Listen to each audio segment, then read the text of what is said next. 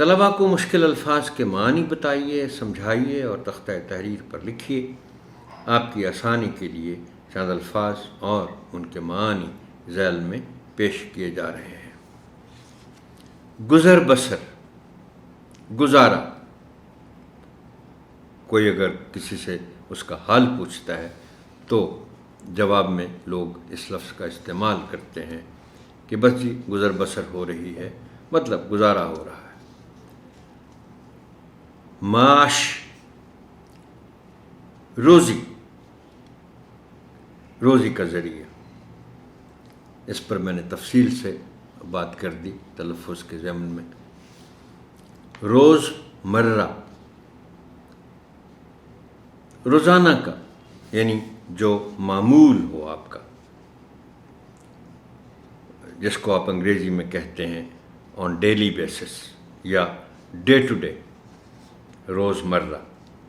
خاکروب، صفائی کرنے والا۔ باغبانی، باغ کی دیکھ بھال کو باغبانی کہتے ہیں، اور جو بندہ دیکھ بھال کرے اس کو پھر باغبان کہتے ہیں۔ اناج، غلہ۔ اب اگر غلہ لفظ بچوں کی سمجھ میں آسانی سے نہ آئے تو ان کو آپ بتا سکتے ہیں کہ اناج میں وہ تمام چیزیں شامل ہوتی ہیں جو اگتی ہیں، کاٹی جاتی ہیں، فصلیں ہیں، وہ غلے میں شمار ہوتی ہیں، جیسے چاول ہے، جیسے گندم ہے، چنا ہے، اس طرح کی ساری چیزیں اناج میں شامل ہوتی ہیں۔ ذبح کرنا۔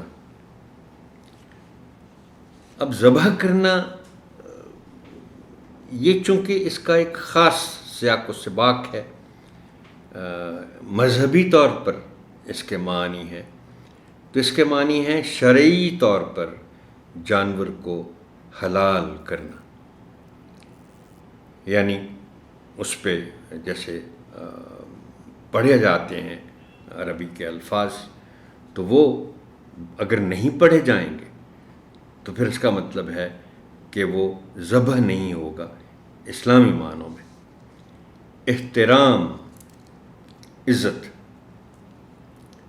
ہرگز، بالکل بھی۔ ہم نے اگر دو ٹوک انداز میں بات کرنی ہو کہیں اور کہنا ہو کہ یہ بالکل نہیں ہو سکتا، تو ہم کہتے ہیں ہرگز بھی نہیں۔